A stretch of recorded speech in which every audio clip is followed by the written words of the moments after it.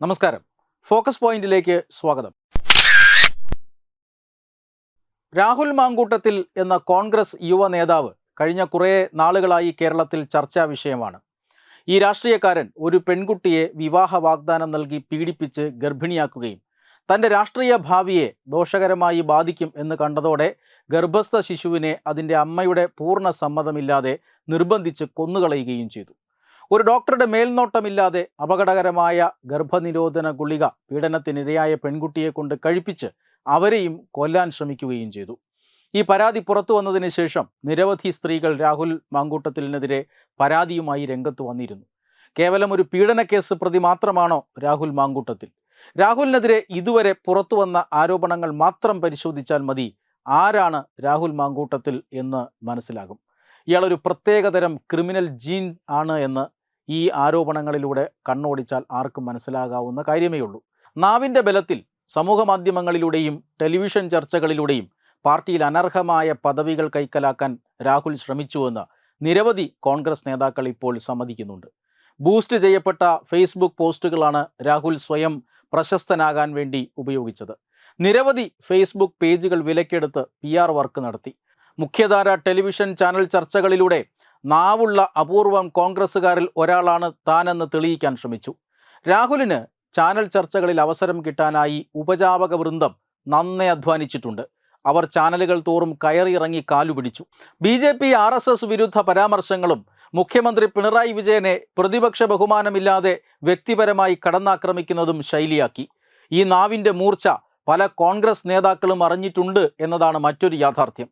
മുൻ മുഖ്യമന്ത്രി K. കരുണാകരൻ്റെ മകൾ പത്മജ വേണുഗോപാൽ പാർട്ടി വിട്ട് BJPയിലെത്തിയപ്പോൾ തീർത്തും സംസ്കാര ശൂന്യമായിട്ടായിരുന്നു രാഹുലിൻ്റെ പ്രതികരണമെന്ന് കേരളം കണ്ടതാണ്.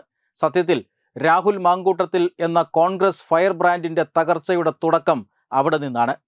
പത്മജയെയോ ലീഡറെയോ മാത്രമല്ല, K. കരുണാകരൻ്റെ സർവാദരണീയയായ ധർമ്മപത്നിയെ അയാൾ തൻ്റെ വൃത്തികെട്ട നാവുകൊണ്ട് അപമാനിച്ചു. ഫെനി നൈനാനെ പോലെയുള്ള വൃത്തികെട്ട കൂട്ടുകെട്ടുകളിലൂടെ അയാൾ തൻ്റെ കുറ്റകൃത്യങ്ങൾ തുടർന്നു. പ്രവർത്തന പാരമ്പര്യമുള്ള നല്ല ഒന്നാം തരം യൂത്ത് കോൺഗ്രസ്സുകാരെ വെട്ടിനിരത്തിയാണ് ഇയാൾ സംസ്ഥാന അധ്യക്ഷനാകുന്നത്. വ്യാജ ID കാർഡുകൾ ഉണ്ടാക്കി കള്ളവോട്ട് ചെയ്താണ് സംഘടനാ തെരഞ്ഞെടുപ്പിൽ ഇയാൾ വിജയം കൊയ്തത് എന്ന ആരോപണം ഇപ്പോഴും നിലനിൽക്കുന്നുണ്ട്. വ്യാജ ID കാർഡുകൾ എന്ന് പറഞ്ഞാൽ കോൺഗ്രസിൻ്റെ ആഭ്യന്തര തിരിച്ചറിയൽ രേഖയല്ല, മറിച്ച് ഇന്ത്യയുടെ തെരഞ്ഞെടുപ്പ് കമ്മീഷൻ വോട്ടർമാർക്ക് നൽകിയിട്ടുള്ള തിരിച്ചറിയൽ കാർഡുകളാണ് ഈ ക്രിമിനൽ സംഘം വിദഗ്ധമായി ഡ്യൂപ്ലിക്കേറ്റ് ചെയ്തത്. ഷാഫി പറമ്പിലിനെ കൂട്ടുപിടിച്ചതോടുകൂടി ലക്ഷ്യങ്ങൾ നേടുക എന്നത് രാഹുലിന് എളുപ്പമായി. ഷാഫി ഇരുന്ന യൂത്ത് കോൺഗ്രസ് സംസ്ഥാന അധ്യക്ഷൻ സ്ഥാനം മാത്രമല്ല, പാലക്കാട് MLA സ്ഥാനവും രാഹുൽ നേടിയെടുത്തു. അതിന് രാഹുൽ വെട്ടിക്കളഞ്ഞ കഴുത്തുകളിലൊന്ന് സാക്ഷാൽ K. മുരളീധരൻ്റേതായിരുന്നു. തൃശ്ശൂരിലെ തോൽവിക്ക് ശേഷം നടന്ന ഉപതെരഞ്ഞെടുപ്പിൽ സീറ്റ് സ്വാഭാവികമായി മുരളിയിലേക്ക് വരേണ്ടതാണ്. കാരണം പാർട്ടിയിലെ പാലം വലിക്കലാണ് ആ തോൽവിയുടെ ആഘാതം കൂട്ടിയതെന്ന് മുരളിക്ക് നന്നായി അറിയാം. പാലക്കാട് സീറ്റ് നൽകി മുരളിയെ അനുനയിപ്പിക്കാൻ നേതൃത്വം തയ്യാറുമായിരുന്നു. എന്നാൽ രാഹുലിൻ്റെ കയ്യിൽ 3 കൊമ്പുള്ള മുയലായിരുന്നു. പാലക്കാട് ജില്ലാ നേതൃത്വത്തിനും മുരളി വരണമെന്ന ആഗ്രഹമുണ്ടായിരുന്നു. അതവർ രേഖാമൂലം നേതൃത്വത്തെ അറിയിച്ചിരുന്നു. പക്ഷേ രാഹുൽ മാങ്കൂട്ടത്തിലിൻ്റെ എന്തിനും പോന്ന സൈബർ ഗുണ്ടകൾക്കും ഷാഫിയുടെ പോക്കറ്റിലുണ്ടായിരുന്ന ന്യൂനപക്ഷ വോട്ടുകൾക്ക് മുമ്പിൽ പാലക്കാടെ പ്രാദേശിക കോൺഗ്രസ് നേതാക്കൾ ഭയന്ന് വിറച്ചു. രാഹുലിൻ്റെ ചാരന്മാർ പാലക്കാട് BJPയിലും പ്രശ്നങ്ങളുണ്ടാക്കി. SDP ആയി കൂടി ചേർന്നതോടെ പാലക്കാട് രാഹുൽ വിജയം ഉറപ്പിച്ചു. തെളിവുകളില്ലാതെ കുറ്റം ചെയ്യാൻ രാഹുലിൻ്റെ മാഫിയ സംഘത്തിന് പ്രത്യേക വൈദഗ്ധ്യമാണ്. പെട്ടിക്കണക്കിന് പണം പാലക്കാടേക്ക് രഹസ്യമായി നീങ്ങി. ഒന്നിൽ പോലീസിൻ്റെ പിടിവീണിട്ടും രാഹുൽ രക്ഷപ്പെട്ടു. ആ പെട്ടി പോയത് CPIMനും ചോദ്യം ചെയ്യാൻ കഴിയാത്ത ഒരിടത്തേക്കാണെന്ന് മനസ്സിലായതോടെ പോലീസും പിൻവാങ്ങി.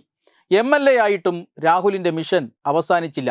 ഒപ്പം നിന്ന VD സതീശനെ പോലും രാഹുൽ ലക്ഷ്യമിട്ടിരുന്നു എന്ന് പിന്നീടാണ് അറിയുന്നത്. നിലമ്പൂർ തെരഞ്ഞെടുപ്പിൽ കോൺഗ്രസിന് വിലങ്ങുതടിയായ PV അൻവറിനെ കൃത്യമായി VD സതീശൻ ഒതുക്കിയിരുന്നു. എന്നാൽ VD അറിയാതെ പാതിരാത്രി അൻവറിനെ നേരിൽ കണ്ടത് രാഹുൽ മാങ്കൂട്ടത്തിലായിരുന്നു.